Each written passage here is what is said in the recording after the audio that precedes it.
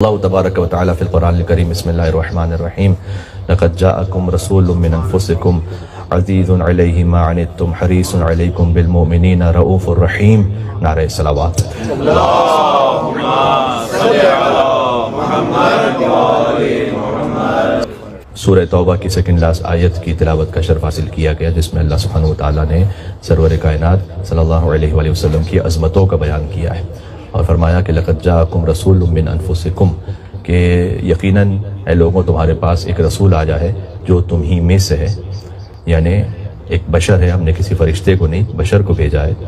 البتہ یہ وہ بشر ہے کہ جس پر وحی نازل ہوتی ہے، اور ان کی خصوصیت یہ ہے کہ عزیز علیہ ما عنتم، جب تم تکلیف میں ہوتے ہو تو انہیں گراں گزرتا ہے.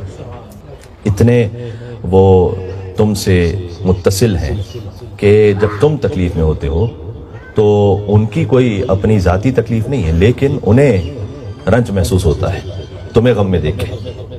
حریص علیکم، تمہاری ہدایت کے لیے وہ بے انتہا. میں حریص کا لفظ اس لیے نہیں کہنا چاہتا ترجمہ میں کہ اردو میں حریص ایک منفی معنی میں استعمال ہوتا ہے، عربی میں ایسا نہیں. تمہاری ہدایت کے لیے بے انتہا اس کے دل میں تڑپ ہے. حریص علیکم بالمؤمنین رؤوف الرحیم، اور وہ مومنین پر انتہائی شفقت کرنے والا مہربان ہے. ایک صلوات اور بھیجے گا محمد وعلی محمد علیہ السلام.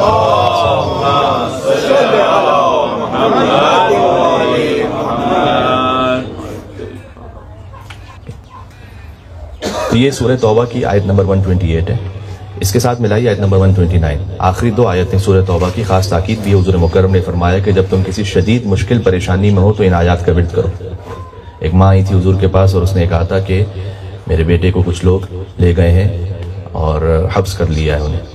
تو حضور نے فرمایا تھا کہ اپنے بیٹے تک یہ پہنچا سکتی ہو بات تو یہ پہنچا کہ وہ آخری ان دو آیتوں کو پڑھے تاکہ اللہ سبحانہ و تعالیٰ اسے اس مشکل سے نجات عطا فرمائے. تو اگر آپ کسی مشکل میں ہیں تو سورہ توبہ کی ان دو آخری آیتوں کو ذہن میں رکھیے گا. ایک آیت کا ترجمہ میں نے پڑھ دیا آپ کی خدمت میں، پھر سے پڑھ دوں تاکہ آواز اور سب تک چلی جائے کہ ہم نے تمہارے درمیان ایک رسول بھیجا ہے جو تمہیں میں سے، اس سے تمہاری تکلیف بڑی گراں محسوس ہوتی ہے، تمہاری ہدایت کے لیے بہت زیادہ شاق ہے وہ، اور تم پر بہت زیادہ شفقت کرنے والا مہربان ہے. فَإِن تَوَلَّوْا، پھر اس کے بعد اللہ سبحانہ وتعالیٰ نے اپنے حبیب کو ایک حکم دیا ہے. اگر ساری دنیا تم سے منہ موڑ لے، کبھی زندگی میں کوئی ایسا موقع آ جائے کہ نہ کوئی فیملی ساتھ دے رہی ہو، نہ کمیونٹی میں کوئی ایسا ہو، نہ کوئی ہم سے بات کرنے والا رہ جائے، تو کیا کریں؟ فَإِن تَوَلَّوْا، ساری دنیا اگر تم سے منہ موڑ لے، فَقُلْ حَسْبِيَ اللَّهُ، تو کہو کہ میرے لیے اللہ کافی ہے، اللہ عز و جل کافی ہے. فَقُلْ حَسْبِيَ اللَّهُ، یہ جو حسبی اللہ ہے یہ وہ ذکر ہے کہ جو کئی ائمہ بشمول ابا عبداللہ حسین علیہ السلام کی انگشتر کا نقش تھا. امام حسین علیہ السلام کے انگشتر پر یہ لکھا ہوا تھا حسبی اللہ. تو اگر ساری دنیا تم سے منہ موڑ لے، کوئی تم سے بات کرنے کو تیار نہ ہو، فقل حسبی اللہ، اور علیہ توکل، تو میں اسی پر ہی توکل رکھتا ہوں.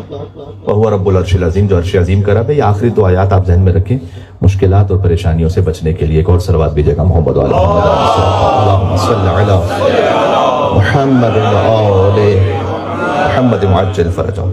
یہ ہم نے تبرکاً دو آیات اس لیے پڑھی ہیں کہ میں آپ کی خدمت میں حضور مکرم کے فرمان سے دو حدیثیں پیش کرنا چاہتا ہوں. امید ہے کہ یہ دو حدیثیں وہ ہیں کہ جو ہماری زندگیوں میں اصلاح نفس کا سبب بن سکیں. قبرستان میں مجلس ہو رہی ہے مرحومین کی اصالہ ثواب کے لیے. ہمیشہ اس بات کو یہاں پر کسی نہ کسی انداز میں دہرایا جاتا ہے کہ جب قبرستان میں مجلس ہو مخصوصاً، تو یہ خود اس بات کے لیے بہت بڑا سامان فراہم کر دیتا ہے کہ انسان اپنے سفر آخرت کو یاد کرے، اپنی آخری آرامگاہ کو یاد کرے. حضور مکرم کا طریقہ تھا کہ تبلیغ میں بعض مرتبہ سوال کرتے تھے لوگوں سے. مثلا یہ پوچھتے تھے کہ الا اخبرکم باشراط الساعہ، کیا میں تمہیں بتاؤں کہ قیامت کی نشانیاں کیا ہیں؟ تو اس سے لوگ متوجہ ہو جاتے تھے کہ حضور کچھ اہم بات کہنے لگے. حضور کی ہر بات ہی بہت اہم، لیکن اس سے سوال کر کے بات کرتے تھے حضور توجہ حاصل کرنے کے لیے. اور پھر حضور قیامت کی نشانیاں بتاتے تھے. کیا میں تمہیں بتلاؤں کہ نجات پانے والا کون ہے؟ تو اصحاب پوچھتے تھے یا رسول اللہ بتائیے، تو حضور پھر فہرست وار بتلاتے تھے. ایسی ایک حدیث ہے. حضور مکرم نے فرمایا کہ اتدرون من التائب، تم جانتے ہو کہ توبہ کرنے والا کون ہے؟ کون ہے جو واقعاً توبہ کرتا ہے؟ تو آپ ملاحظہ فرمائیے گا مجلس جس مقام پر ہو رہی ہے اس مناسبت سے میں اس حدیث کو پڑھ رہا ہوں کہ ہر ایک انسان کی زندگی میں کہیں نہ کہیں اپس اینڈ ڈاؤنز ہوتے ہیں. تو توبہ کرنے والا واقعاً کون ہے؟ تو حضور نے اس کے بعد 10 باتوں کو بیان فرمایا اور 10 مرتبہ یہ لفظ دہرایا کہ اگر یہ نہ کرو فلیس بتائب، تو تم توبہ کرنے والے نہیں ہو، تم توبہ کرنے والے نہیں ہو. یہ اگر نہیں کیا تو توبہ کرنے والے نہیں ہو. تو 10 مرتبہ بار بار حضور کہتے رہے. دیکھیں توبہ کا ایک جز ہے استغفر اللہ کہنا یا الہی العف کہنا. 10 مرتبہ شب 23 رمضان کو العف العف العف 100 مرتبہ اس کی تسبیح نکالنا. لیکن ایک طرح سے میں مثال دوں نا تو یہ صیغہ توبہ ہے, اصل توبہ نہیں. ابھی صیغہ توبہ میں ہوتا ہے, صیغہ جب جاری ہوتا ہے نا تو اس میں نیت ہونی چاہیے اور اس میں ارادہ ہونا چاہیے. اب میں یہاں بیٹھ کے کہوں انکحت موکلتی موکلک علی المہر المعین المعلوم, تو یہ صیغہ نکاح ہے. تو کیسے نکاح ہو گیا؟ ابھی نیت ہی نہیں کی تھی, قصد انشاء ہی نہیں. تو خالی صیغہ جاری کر دینے سے نہیں ہوتا جب تک کہ نیت نہ ہو پیچھے. تو استغفر اللہ کہہ دینا, یہ مثال دے رہا ہوں میں, ایک صیغہ توبہ ہے. لیکن اس صیغے کے پیچھے ایک نیت چاہیے. وہ ارادہ ہے تو پھر یہ توبہ ہے. تو کون سا ارادہ ہونا چاہیے؟ یہ 10 ارادے ہونے چاہیے. اس لیے حضور مکرم نے ان 10 باتوں کو بیان فرمایا کہ توبہ کی مختلف اقسام ہیں. کوئی اپنے کسی حرام کام پہ توبہ کر رہا ہوتا ہے, کوئی کسی غصب کی جانے پہ توبہ کر رہا ہوتا ہے, کوئی نماز القضا پہ توبہ. ہر ایک کے لیے زندگی کے معاملات الگ الگ ہیں. تو ہم دیکھ سکتے ہیں کہ ہم یہاں پر کس معاملے میں ہیں, تو اس میں اس بات کی احتیاط کرنی چاہیے. پھر حضور مکرم نے فرمایا فقالوا اللہم لا. جب انہوں نے یہ پوچھا نا کہ حضور نے کہ کیا تم جانتے ہو کہ توبہ کرنے والا کون ہے, تو اصحاب نے کہا یا رسول اللہ ہم نہیں جانتے, آپ بتلائیے کون ہے. تو حضور نے فرمایا کہ اذا تاب العبد ولم یرزل خصما, اگر کوئی توبہ کرے لیکن حق الناس ادا نہ کرے, لیس بتائب, تو بس وہ توبہ کرنے والا نہیں ہے. بالکل پہلا اسٹیپ. امام باقر العلوم علیہ السلام کے پاس ایک شخص آیا, اس نے آ کر کہا کہ میں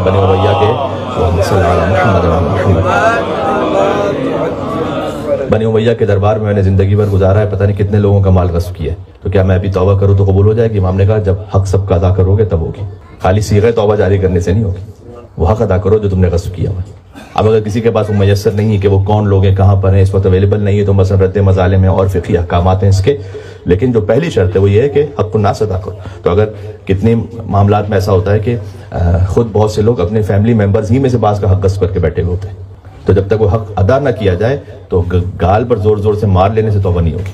تو حضور نے کہا کہ جب تک کہ تم انہیں راضی نہ کرو یا ان کا حق ادا نہ کرو, اس وقت تک فلیس بتائب, وہ توبہ کرنے والا نہیں. پہلی بات بالکل بنیادی بات ہے, یہ سبھی جانتے ہیں. ومن تابہ, بہت امپورٹنٹ ہے یہ, میں سمجھتا ہوں جس سوسائٹی جس کلچر میں ہم رہ رہے ہیں اس کے بعد ویری امپورٹنٹ. اس نے کہا کہ جو توبہ کرے ولم یغیر مجلسہ, اور اپنے اٹھنے بیٹھنے کے مقام کو تبدیل نہ کرے, اپنی گیدرنگ کو تبدیل نہ کرے, فلیس بتائب, وہ توبہ کرنے والا نہیں. یا جن دوستوں نے مجھے ساری الٹی حرکتوں میں ڈالا ہے, میں ان کو نہ چھوڑوں, اور شب جمعہ مصلی پر آ کر زور سے اللہ اکبر استغفر اللہ ربی واتوب الیہ, تو میں جب اس مجلس کو چینج کرنے کو تیار نہیں ہوں. مجلس کا لفظ حضور نے استعمال کیا, تو جو گیدرنگ ہے وہ نہ چینج کرے, فلیس بتائب, وہ توبہ کرنے والا نہیں ہے. یہاں یہ بھی فرمایا وطعامہ, کبھی انسان کو اپنا کھانا چینج کرنا پڑتا ہے چونکہ حرام کھا رہا ہے, تو جب تک کہ وہ نہ چینج کرے فلیس بتائب, وہ توبہ کرنے والا نہیں.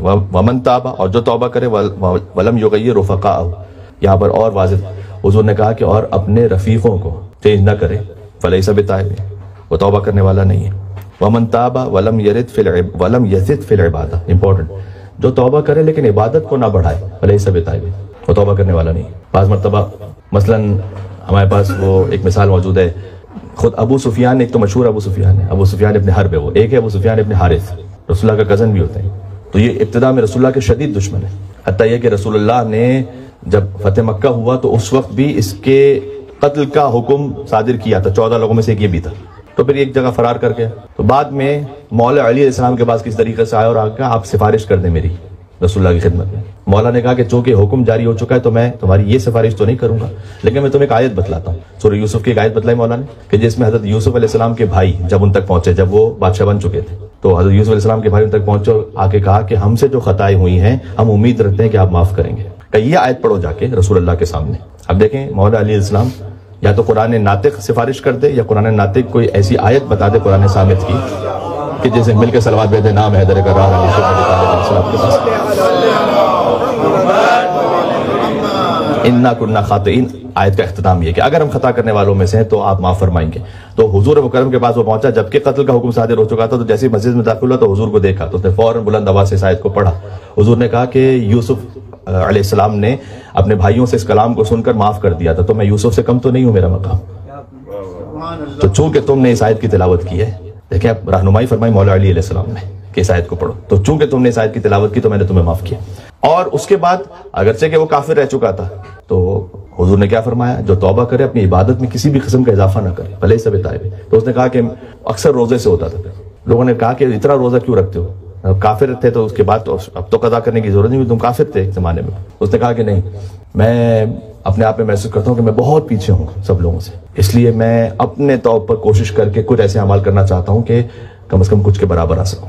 تو یہ ایک مثال دے رہا ہوں میں کہ جس نے توبہ کی لیکن اس کی عبادت پہ کوئی فرق نہیں پڑا، حضور نے کہا فلیس بتائب۔ پھر فرمایا کہ جس نے توبہ کی ولم یغیر لباسہ، مستورات اس کو غور سے سنیں، جس نے اپنے لباس کو نہ بدلا، غلط لباس کو، فلیس بتائب۔ تو یہ خاص طور پر آتا ہے کہ اگر ایک خاتون جنہیں اب تک حجاب کی توفیق نہیں ہو تو انہوں نے توبہ کی تو انہیں اپنا لباس ویسے بدلنا پڑے گا کہ اسلام کے مطابق حجاب ہو سکے، پھر وہ توبہ کرنے والی قرار پائیں گے۔ یہ میں حدیث کی روشنی میں کہہ رہا ہوں، بتا میری اپنی کوئی حیثیت نہیں کہ میں کسی کے بارے میں کوئی بھی تبصرہ کر سکوں، ہمارا یہ ڈومین ہی نہیں ہے، ہمیں گنجائش ہی نہیں ہے کہ ہم کسی کے بارے میں کوئی پرسنل بات یا ویسے بھی کسی کے لیے کوئی تبصرہ کر سکے۔ جب تک ایک حدیث ہے تو حدیث خالی سنائی جا رہی ہے، اس کے علاوہ کچھ بھی نہیں۔ اور جو توبہ کرے ولم یغیر فراشہ وسادتہ، یہ حضور نے، اب جب ترجمہ میں کر دوں جو حضور ہی نے فرمایا، جو توبہ کرے لیکن اپنا بستر اور اپنا تکیہ نہ تبدیل کرے، بعض مرتبہ گناہ وہ ہے فلیس بتائب، تو توبہ کرنے والا نہیں ہے۔ حرام تعلق، اس پہ میں بات کر چکا ہوں کہ ایک زمانے میں کہتے تھے کہ برے دوست سے بچو کہیں تمہیں بری عادتوں میں نہ ڈال دیں۔ اب ہر ایک کی جیب میں ایک پوٹینشیل برا دوست موجود ہے، جو اس کو کسی اور برے دوست کی ضرورت نہیں حرام کروانے کے لیے، ہر ایک کی جیب میں ایک ایسا برا دوست موجود ہے کہ جو اس کو تنہائی میں جا کے حرام کروا سکتا ہے۔ پہلے ایک زمانے میں کہتے تھے کہ چونکہ لمیٹیشنز تھیں، ریسورسز بھی نہیں تھے، اور اگر اپنی عزت کا ہر ایک کو خیال ہوتا تھا تو کہتے تھے اگر کوئی غلط کام بھی کرنا ہے، دیکھو یہاں محلے میں نہیں کرنا ہے، سب ایک دوسرے کو جانتے ہیں اور پھر بات جو ہے مشہور ہو جائے گی، تو جاؤ پتہ نہیں کتنے دور محلے میں، تو کسی کے پاس گنجائش ہوتی تھی جانے کی، ضرورت نہیں ہوتی تھی، تو اسی طریقے سے بہت سے لوگ گناہ نہیں کر پاتے تھے، بلکہ گناہ سے بچ جاتے تھے۔ اب یہ ہے کہ جس کو جتنا گناہ کرنا ہے وہ اتنا اور تنہائی میں گھر کے اندر جاتا ہے، کہیں اور محلے میں جانے کی ضرورت نہیں، بات ہے۔ تو حضور نے کہا کہ جو اپنا بستر نہ تبدیل کرے اور اپنا تکیہ نہ تبدیل کرے فلیس بتائب، وہ توبہ کرنے والا نہیں ہے۔ اور من تاب ولم یفتح قلبہ ولم یوسع کفہ، جو توبہ کرے لیکن اس کا دل نہ کھلے اور اس کا ہاتھ نہ کھلے بخشش کے لیے فلیس بتائب، وہ بھی توبہ کرنے والا نہیں ہے۔ یہاں پر آگے تمام بالخصوص مالی واجبات، آگے مشکینی سے ایک بات منقول ہے جو میں نے کہا نا کہ جو توبہ کرے لیکن اپنی عبادت میں کوئی تبدیلی نہ کرے، تو آگا مشکینی ان کے دفتر میں لوگ آتے تھے اپنے مرحومین کی قضا نمازیں پڑھوانے کے لیے، تو رجسٹر پہ لکھا جاتا تھا۔ تو ایک مرتبہ ایک صاحب آئے بہرحال اپنے والد کی نماز پڑھانے کے لیے، انہوں نے کہا لکھوایا کتنے سال کی نماز ہے؟ کہا 75 سال کی۔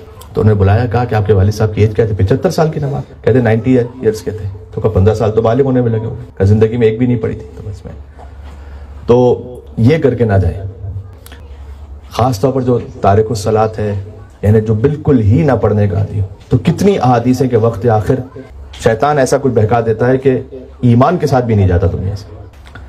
اور جہاں مالی عبادت کا معاملہ ہے، ایک مثال دوں، ایک اور عالم دین تھے آغا شیخ انصاری، ایک تو شیخ مرتضیٰ انصاری جو مشہور ہیں نجف میں مدفون ہے، یہ وہ شیخ انصاری نہیں، ایک تھے شیخ انصاری قمی، تو آیت اللہ تھے، درس خارج دیتے تھے، تو وہ ایک مثال دیتے تھے، یعنی خود وہ یہ کہتے تھے، ان سے جو منقول ہے بات، کہ مجھے 15,000 حدیثیں یاد ہیں۔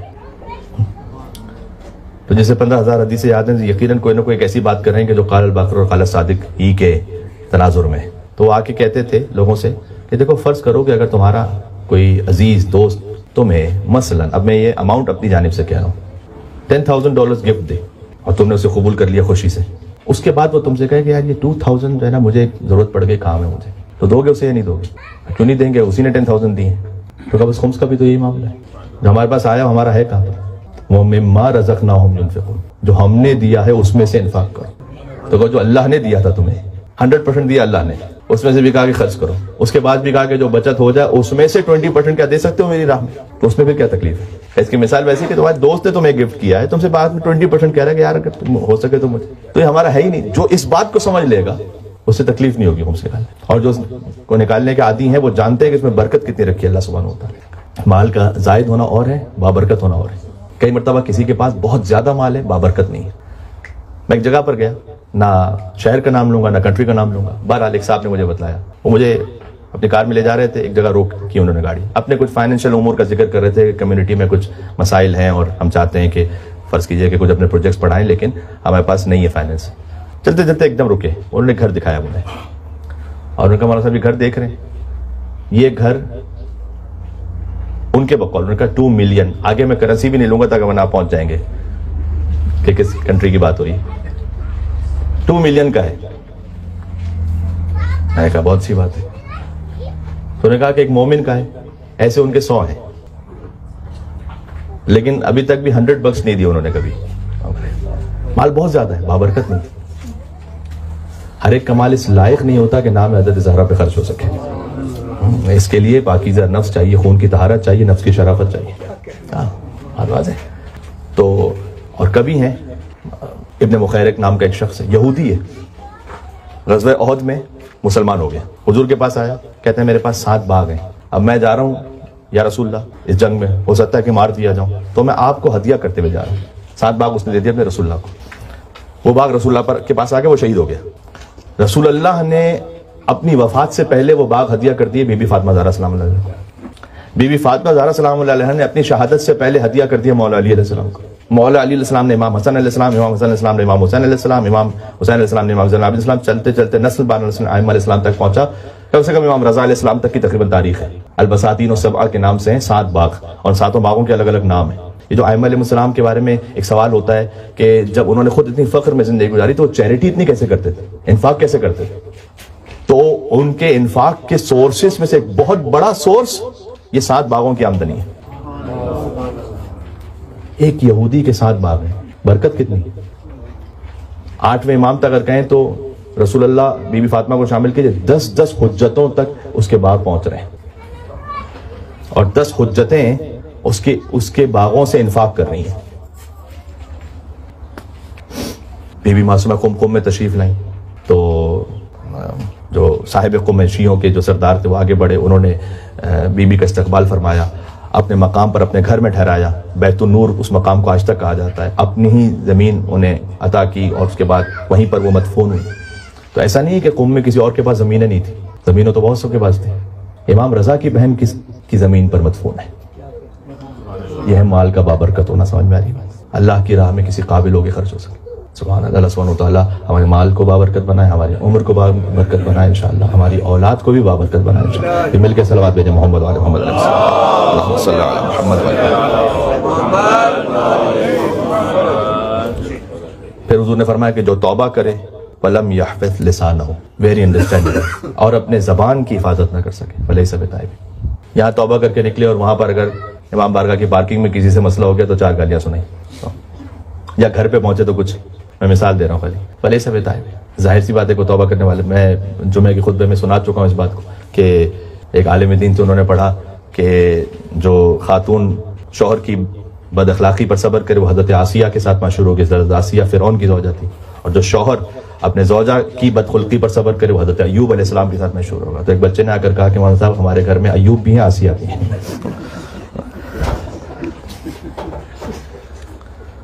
اور جو توبہ کرے اور وَلَمْ يُقَدِّمْ فَضْلَ قُوتِ, جو اللہ نے اسے اضافی دیا ہے اس میں سے کچھ نہ نکال سکے. ابھی خالی واجبات کی بات نہیں ہے. مولا علیہ السلام نے کیا فرمایا, کتنا ہی خوش نصیب ہے وہ انسان, جسے علی خوش نصیب کہنا وہ واقعی خوش نصیب, کتنا ہی خوش نصیب ہے وہ انسان جو اپنے زبان کا اضافی روک دے, اپنے مال کا اضافی چھوڑ دے.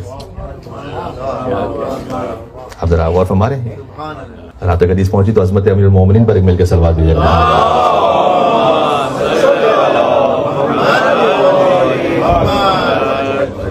ہماری زبان پر بھی کچھ اضافی ہے, ہمارے مال میں بھی کچھ اضافی ہے.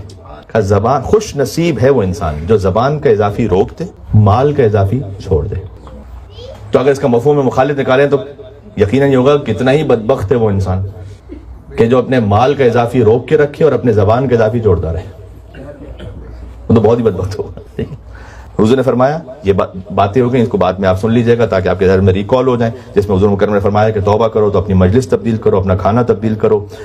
اب میں نے کہا نا ہر ایک کی اپنی اپنی زندگی کے معاملات کے حساب سے, کسی کو ہو سکتا ہے کہ اپنے دوست تبدیل کرنا پڑے, اپنا لباس تبدیل کرو, اپنی عبادت کو بڑھا دو, کبھی کسی کو اپنا بستر تبدیل کرنا پڑے گا, کبھی کسی کو مالی واجبات ادا کرنے پڑیں گے, کسی کو زبان کی حفاظت کرنا پڑے گی. یہ کر لو وَإِذَا اسْتَقَامَ, جب اس پر تم استقامت دکھاؤ عَلَى هَٰذِهِ الْخِصَالِ فَذَاكَ التَّائِبُ, وہ ہے توبہ کرنے والا.